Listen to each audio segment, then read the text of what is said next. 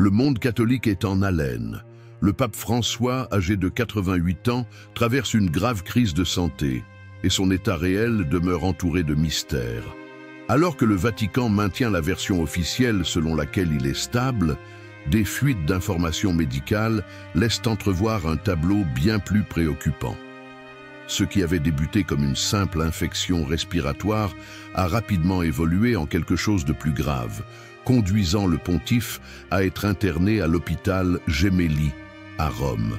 L'incertitude grandit de jour en jour, et une nouvelle péripétie vient désormais ajouter encore plus de tension à la situation. Un message émouvant adressé à l'Amérique latine. Pour certains, un geste de gratitude. Pour d'autres, un adieu déguisé. Mais que se passe-t-il réellement en coulisses au Vatican? S'agit-il simplement d'un problème de santé aggravé par un âge avancé, ou y a-t-il quelque chose de bien plus important en jeu? François n'est pas seulement le chef de 1,3 milliard de catholiques dans le monde, mais aussi une figure qui a ébranlé des structures de pouvoir solidement établies au sein de l'Église depuis longtemps. Son leadership a entraîné des changements significatifs, divisé les opinions et créé de puissants ennemis. Aujourd'hui, avec sa santé fragilisée, une question inévitable se pose. Parviendra-t-il à achever son pontificat, ou des forces occultes ont-elles déjà tranché cette décision à sa place? Depuis que l'état de François s'est aggravé, des récits contradictoires ont émergé. Le Vatican insiste sur le fait qu'il est traité avec succès, mais des sources internes indiquent que la pneumonie qui l'a frappé a engendré une série de complications graves, notamment une insuffisance rénale et une anémie extrême. Pour maintenir son état stable, il recevrait de l'oxygène à haut débit et des transfusions sanguines, des mesures qui trahissent une situation bien plus critique que ce qui est officiellement annoncé. Pourtant, malgré cette fragilité, le pape a décidé de poursuivre ses messes et ses apparitions publiques, ce qui soulève encore davantage de soupçons. Est-ce un acte de foi et de détermination, ou simplement une mise en scène soigneusement orchestrée pour projeter une image de force? La vérité, c'est que le Vatican a une longue tradition de dissimulation de l'état de santé réel de ses papes. Jean-Paul II et Benoît XVI ont été maintenus sous un voile de secret jusqu'à leurs derniers instants. Aujourd'hui, l'histoire semble se répéter. Mais quel est le véritable objectif de cette apparente manipulation? Cherche-t-on à prolonger le leadership de François pour éviter un effondrement interne, ou gagne-t-on simplement du temps jusqu'à ce que la succession soit organisée en coulisses? Dans ce climat chaotique, le message du pape à l'Amérique latine a été accueilli avec une profonde émotion. Depuis son lit d'hôpital, sa voix fragile mais déterminée a résonné à travers le monde.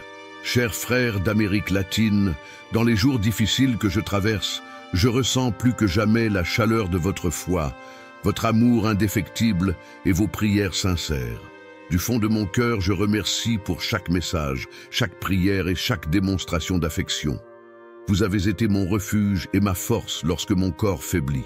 Je vois le Mexique, l'Argentine, la Colombie, le Brésil et chaque recoin de notre terre unis en un seul cœur.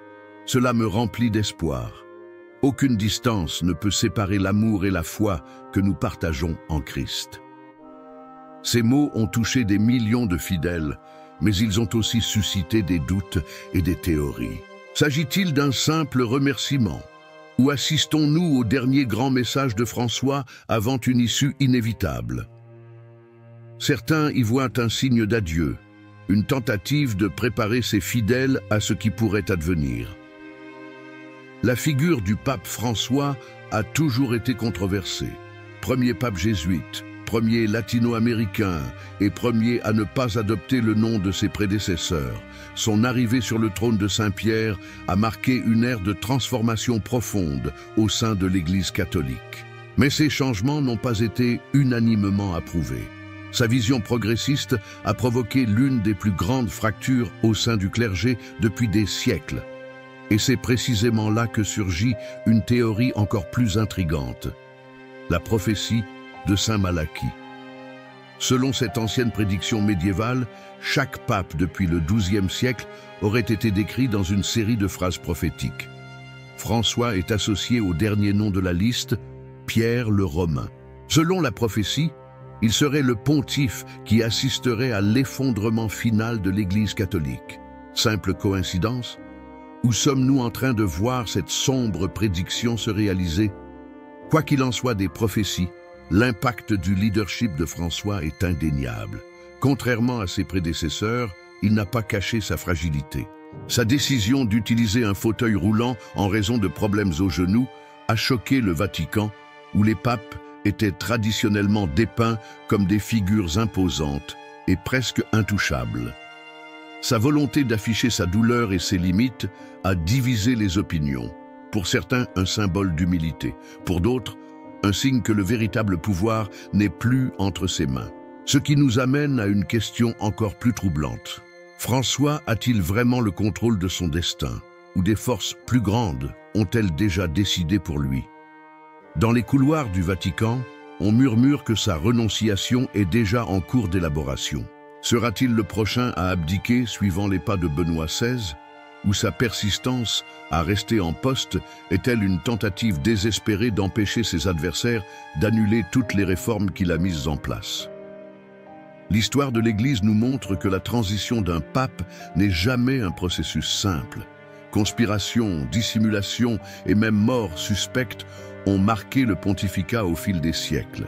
L'un des cas les plus énigmatiques est celui de Jean-Paul Ier, décédé seulement 33 jours après son accession au trône.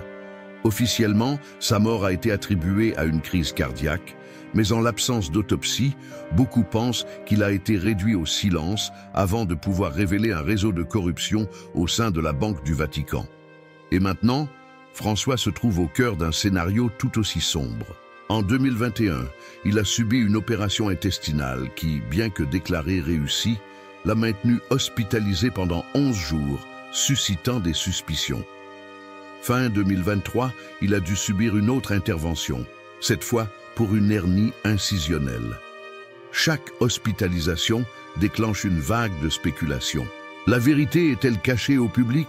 Le pape a-t-il encore la force de gouverner ou sa fragilité physique est-elle exploitée pour accélérer son départ? S'il y a une chose que l'histoire nous enseigne, c'est que lorsqu'un pape est au bord du précipice, les coulisses du Vatican s'agitent plus vite que nous ne pouvons l'imaginer. Le pouvoir dans l'ombre n'attend pas. Ce qui est arrivé à Jean-Paul Ier et la tentative d'assassinat de Jean-Paul II prouve que le pontificat n'est pas à l'abri de conspirations mortelles. Pendant ce temps, la fragilité de François devient de plus en plus évidente. En décembre 2024, il a subi 2 chutes préoccupantes en moins d'une semaine. La première, un coup violent au bras droit. La seconde, encore plus alarmante, a entraîné une blessure au menton. Depuis lors, il dépend d'un fauteuil roulant et d'une canne. Mais jusqu'à quand pourra-t-il continuer ainsi? Chaque jour qui passe, sa présence lors des événements publics semble plus symbolique que réelle. François insiste pour y assister, comme s'il voulait prouver qu'il conserve le contrôle. Mais la vérité est que le Vatican se prépare déjà à l'inévitable. Les médecins sont en alerte, des espaces ont été adaptés pour des raisons de sécurité, et chaque mouvement du pape est minutieusement calculé. Mais une question encore plus troublante demeure. Et si tout ce que nous pensions savoir sur le Vatican n'était que la partie émergée de l'iceberg? La fragilité du pape cacherait-elle une lutte interne bien plus féroce pour le contrôle de l'Église? Ses ennemis seraient-ils en train de préparer le terrain pour son départ? S'il y a une chose qui ne peut être ignorée, c'est que la succession d'un pape n'est jamais un processus simple. Tout au long de l'histoire, intrigues, conspirations et batailles politiques se sont déroulées dans les couloirs du Vatican chaque fois que l'Église a dû choisir un nouveau leader. Et maintenant, avec la santé de François dans un état critique, les regards du monde se tournent vers une question fondamentale. Qui prendra sa place? Ce que l'on sait, c'est que François, au cours de son pontificat, a nommé une série de cardinaux alignés sur sa vision progressiste, dans une tentative d'assurer que son héritage perdure après son départ. Cependant, cela ne signifie pas que sa succession sera paisible. Au contraire, la possibilité d'un retour au conservatisme est réelle et pourrait entraîner l'annulation de nombreuses réformes qu'il a instaurées. Au sein même du Vatican, la résistance au changement impulsé par François a toujours été forte. Sa décision de décentraliser le pouvoir et de défier les structures traditionnelles de l'Église a déplu aux secteurs les plus conservateurs. Mais son plus grand combat a été contre la Banque du Vatican, une institution impliquée depuis des décennies dans des scandales de corruption et de blanchiment d'argent. Depuis 2019, François a ordonné des audits rigoureux et écarté des figures influentes de ce système, une attitude qui lui a valu de puissants ennemis, tant à l'intérieur qu'à l'extérieur de l'Église. Et c'est ici que surgit l'un des points les plus troublants de cette histoire. Quand quelqu'un touche aux finances du Vatican, les risques se multiplient. Le cas du banquier Roberto Calvi, surnommé le banquier de Dieu, en est l'un des exemples les plus sombres. En 1982, il fut retrouvé pendu sous un pont à Londres. Officiellement, sa mort fut déclarée comme un suicide, mais les preuves suggèrent un règlement de compte en coulisses de l'Église. Calvi en savait trop sur les malversations impliquant le Vatican et cela aurait pu lui coûter la vie. Aujourd'hui, alors que François fait face à une détérioration de sa santé et à une dépendance croissante aux traitements médicaux, des spéculations émergent sur la mesure dans laquelle il contrôle encore sa propre situation. Il a exprimé à plusieurs reprises la possibilité d'abdiquer s'il se sentait incapable de gouverner. Mais cette décision lui appartient-elle vraiment? Ou sa sortie a-t-elle déjà été décidée par ceux qui manipulent les ficelles du pouvoir? Le fantôme de Benoît XVI hante encore le Vatican. Sa renonciation en 2013 a pris le monde par surprise et a marqué un précédent historique. C'était la première fois en près de 600 ans qu'un pape quittait volontairement ses fonctions. Officiellement, Benoît a déclaré qu'il n'avait plus la force d'exercer son rôle, mais beaucoup pensent qu'il a été poussé à démissionner par des forces internes souhaitant un changement de cap dans l'Église. Et si l'histoire était sur le point de se répéter? En août 2023, François a visité le tombeau de Célestin V, le premier pape à avoir renoncé dans l'histoire de l'Église. Ce geste n'est pas passé inaperçu et a alimenté encore davantage les spéculations. Était-ce un message subtil indiquant qu'il envisage de suivre le même chemin? Le fait le plus troublant est que Célestin est mort peu de temps après sa renonciation, dans des circonstances mystérieuses. Simple coïncidence ou un schéma qui se répète à travers les siècles? Pendant ce temps, à chaque nouvelle apparition publique, François semble plus affaibli. Son livre « L'Espérance » a révélé des détails personnels qui ont mis beaucoup de monde en alerte. Dans ces pages, il admet se sentir seul par moments et reconnaît que les décisions qu'il prend ne sont pas toujours faciles. Cette confession a engendré encore plus de théories sur sa véritable situation au sein du Vatican. A-t-il encore le pouvoir de décider de son destin? Ou est-il de plus en plus isolé par les forces qui opèrent en coulisses? La relation de François avec les leaders politiques ajoute encore plus de complexité à cette histoire. En 2016, il s'est retrouvé en confrontation directe avec Donald Trump, critiquant ses politiques migratoires et exposant sa vision de la justice sociale. Plus récemment, il a été la cible de critiques acerbes de la part de Javier Milei, président de l'Argentine, qui l'a qualifié de représentant du mal sur terre. Ces affrontements ont suscité autant d'admiration que de rejet. Si beaucoup le voient comme un leader progressiste qui se dresse face aux injustices, d'autres l'accusent de politiser le pontificat et de transformer l'Église en une plateforme idéologique. Mais, indépendamment des critiques, sa popularité parmi le peuple reste élevée. Son style de leadership, plus proche des fidèles et moins attaché aux formalités traditionnelles, a conduit beaucoup à le considérer comme un pape du peuple. Cependant, la question cruciale demeure: cela suffira-t-il à garantir la pérennité de sa vision au sein du Vatican? Ou, dès qu'il quittera son poste, ces réformes seront-elles annulées? L'histoire montre que l'Église ne change pas facilement. Toute tentative de modernisation rencontre une résistance. Et tandis que François s'efforce de consolider sa vision d'une Église décentralisée et davantage tournée vers les pauvres, ses opposants travaillent à restaurer une version plus traditionnelle de l'institution. Avec sa santé de plus en plus fragile, cette lutte s'intensifie, rendant l'avenir du catholicisme incertain. Il y a aussi un facteur qu'on ne peut ignorer: le mystère qui a toujours entouré les transitions de pouvoir au Vatican. Le cas de Jean-Paul Ier, décédé seulement 33 jours après avoir pris ses fonctions, soulève encore des questions. Officiellement, sa mort fut attribuée à une crise cardiaque, mais sans autopsie officielle, le soupçon qu'il ait été réduit au silence persiste. La raison ?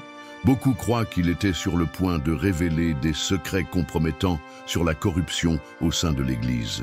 Et maintenant, alors que François fait face à une détérioration accélérée de sa santé, beaucoup se demandent: lutte-t-il simplement contre les conséquences naturelles de l'âge, ou y a-t-il quelque chose de plus sombre derrière cette situation?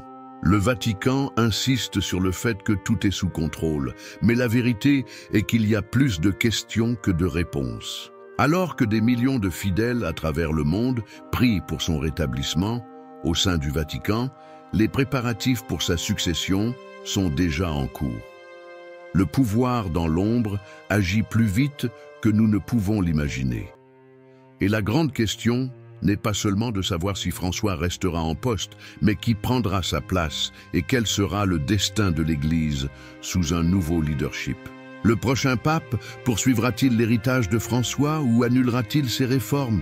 L'Église est-elle à l'aube d'une nouvelle ère ou sur le point de revenir à ses racines plus conservatrices? Et surtout, François parviendra-t-il à accomplir sa mission ou sera-t-il interrompu avant cela? Le Vatican est un lieu empreint de secrets, et l'histoire nous montre que ces secrets ne sont pas toujours facilement dévoilés. Dans les jours à venir, le monde pourrait être témoin de l'un des moments les plus critiques de l'Église catholique à l'époque moderne. Reste à savoir si François aura la force de surmonter cette tempête ou si son destin a déjà été scellé par les forces qui opèrent dans l'ombre. Si vous souhaitez continuer à suivre les secrets du Vatican et comprendre comment cette histoire va se dérouler, abonnez-vous dès maintenant et activez la cloche pour ne pas manquer nos prochaines vidéos. Ce qui est à venir pourrait changer l'histoire de l'Église pour toujours.